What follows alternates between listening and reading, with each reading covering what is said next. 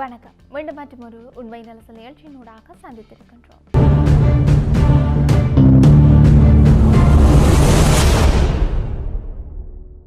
காசா பகுதிக்குள் மனிதாபிமான உதவிகளை வழங்க முயன்றதற்காக தடுத்து வைக்கப்பட்டிருக்கின்ற ஆர்வலர்களை ஏற்றுக்கொள்ள முடியாத முறையில் நடத்தியதற்காக இஸ்ரேல் மன்னிப்பு கோர வேண்டும் என்று இத்தாலி பிரதமர் ஜியோர்ஜியோ மெலோனி வலியுறுத்தியிருக்கிறார்.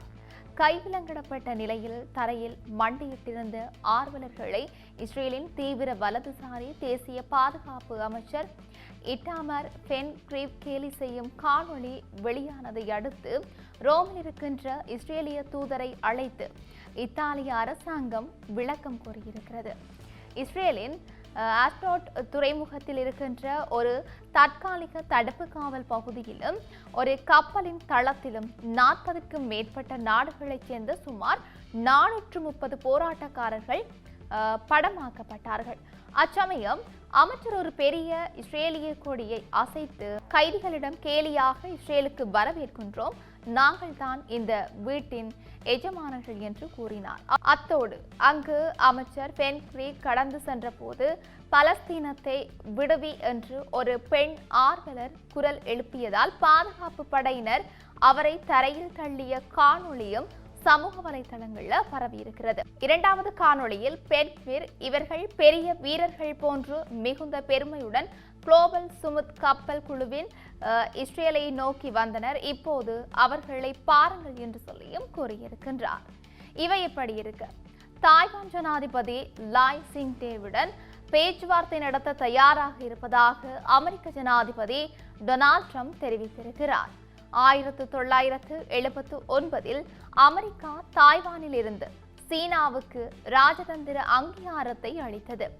அதனைத் தொடர்ந்து அமெரிக்க மற்றும் தாய்வான் ஜனாதிபதிகள் நேரடியாக பேசிக் கொண்டதில்லை.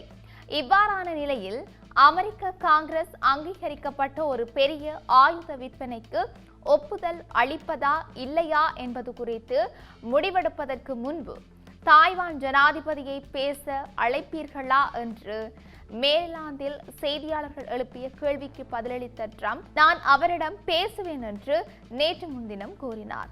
நான் அனைவரிடமும் பேசுகின்றேன், அந்த சூழ்நிலையை நாங்கள் நன்றாக கையாண்டு வருகின்றோம் என்றும் ஏர்ஃபோர்ஸ் ஒன் விமானத்தில் பயணத்தை தொடங்க முன் அவர் கூறியிருந்தமையும் குறிப்பிடத்தக்கது. தாய்வான் பிரச்சனையிலும் நாங்கள் பணியாற்றுவோம் என்றும் அவர் குறிப்பிட்டும் இருக்கின்றார்.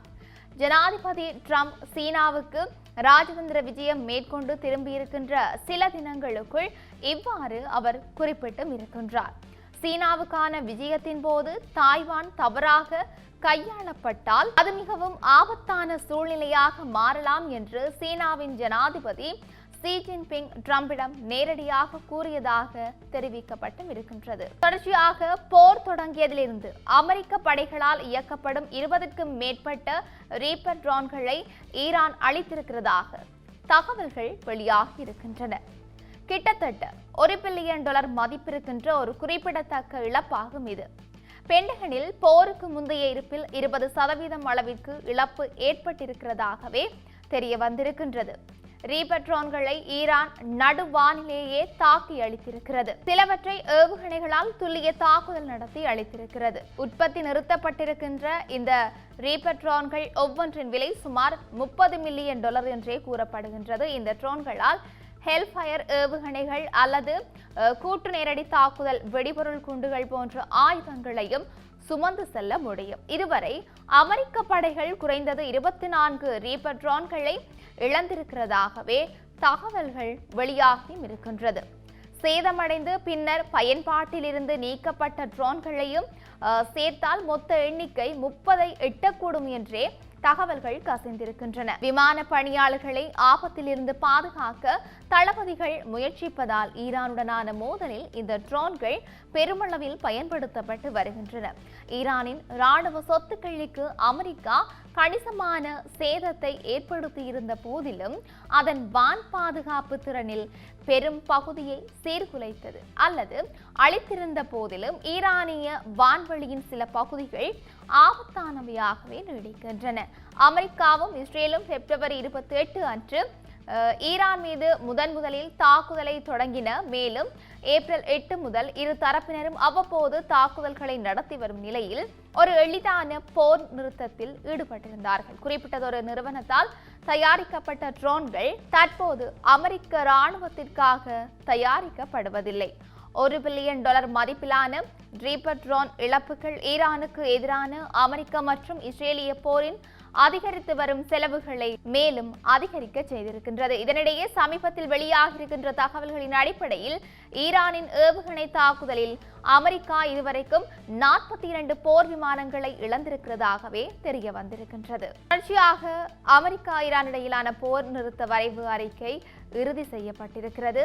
அமெரிக்கா ஈரான் இடையிலான சமாதான போர் நிறுத்த ஒப்பந்தத்திற்கான வரைவு அறிக்கையானது இறுதி செய்யப்பட்டிருப்பதாக ஈரானிய தொழிலாளர் செய்தி நிறுவனம் தகவல் தெரிவித்திருக்கிறது. இந்த ஒப்பந்தம் தொடர்பான அதிகாரப்பூர்வ அறிவிப்பு இன்னும் சில மணி நேரங்களில் வெளியாகும் என்று சொல்லி எதிர்பார்க்கப்பட்டிருக்கின்றது. இரு நாடுகளுக்கும் இடையிலான ராணுவ மோதல் அனைத்து முனைகளிலும் நிறுத்தம். அதன்படி எந்த ஒரு தரப்பும் எதிர்த்தரப்பின் உட்கட்டமைப்புகளை தாக்கி அளிக்கக்கூடாது. பாரசீக வளைகுடா மற்றும் ஹார்முஸ் நீரிணை வழியாக தடையற்ற போக்குவரத்தை உருவாக்க அமெரிக்கா மற்றும் ஈரான் இணைந்து புதிய ஒழுங்குமுறை கட்டமைப்பை உருவாக்க ஒப்புக்கொள்ளுதல். ஈரான் போர் நிறுத்த ஒப்பந்தத்தை கடைபிடிப்பது உறுதி செய்யப்பட்ட பிறகு ஈரான் மீதான அமெரிக்க பொருளாதார தடைகள் படிப்படியாக நீக்கப்படும். மீதமிருக்கின்ற முக்கிய விவகாரங்கள் குறித்து விவாதிக்க அடுத்த 7 நாட்களுக்கு இருதரப்பும் பேச்சுவார்த்தையை தொடங்குதல் ஆகியவை வரைவு அறிக்கையில் முக்கிய அம்சமாக இடம்பெற்றிருப்பதாக பார்க்கப்படுகின்றது. இப்படி இருக்க பாகிஸ்தானில் புல்வாமா பயங்கரவாத தாக்குதலை திட்டமிட்டு செயல்படுத்திய முக்கிய தீவிரவாதியான ஹம்சா ஃபுர்கான் இனம் தெரியாத சிலரால் சுட்டுக் கொல்லப்பட்டதாக சர்வதேச ஊடகங்கள் தெரிவித்திருக்கின்றன. பாகிஸ்தான் ஆக்கிரமிப்பு காஷ்மீரின் முஷாவரத் நகரில் இந்த கொலை இடம்பெற்றதாக கூறப்பட்டிருக்கிறது. உயிரிழந்த தீவிரவாதியின் உடலில் பல இடங்களில் துப்பாக்கி குண்டு காயங்கள் இருப்பதாக அதிகாரிகள் தெரிவித்தும் இருக்கின்றார்கள். மர்ம நபர்களால் தாக்கிக் கொல்லப்பட்ட புர்கானின் பெயர் புல்வாமா பயங்கரவாத தாக்குதல் தொடர்பாக தேசிய புலனாய்வு முகமை தாக்கல் செய்த குற்றப்பத்திரிகையில் இடம்பெற்றிருக்கிறதாக கூறப்பட்டிருக்கின்றது. காஷ்மீரில் பல பெரும் பயங்கரவாத தாக்குதல்களை மேற்கொண்டு வந்தவர்களின் பட்டியலில் இவர் முக்கியமானவர் என்று கருதப்படுகிறது. அத்தகைய தாக்குதல்களை எல்லைக்கு வெளியே இருந்து கொண்டே திட்டமிட்டு நடத்திய ஒருவராக ஃபுர்கான் இருந்திருக்கின்றார். இந்த நிலையில் ஃபுர்கான் கொல்லப்பட்ட சம்பவம் தொடர்பில் முஷாபராபாத் நகர போலீசார் விசாரணைகளை நடத்தி வருகின்றமையும் இங்கு குறிப்பிடத்தக்க ஒரு விடயமாக இருக்கின்றது. இப்படி இருக்க உலகளவிய ரீதியில் இன்னும் என்னெல்லாம் நடக்கப் போகின்றது என்று நாங்களும் பொறுத்திருந்து பார்க்கலாம். மீண்டும் மற்றும் ஒரு பதிவினூடாக சந்திக்கலாம். வணக்கம்.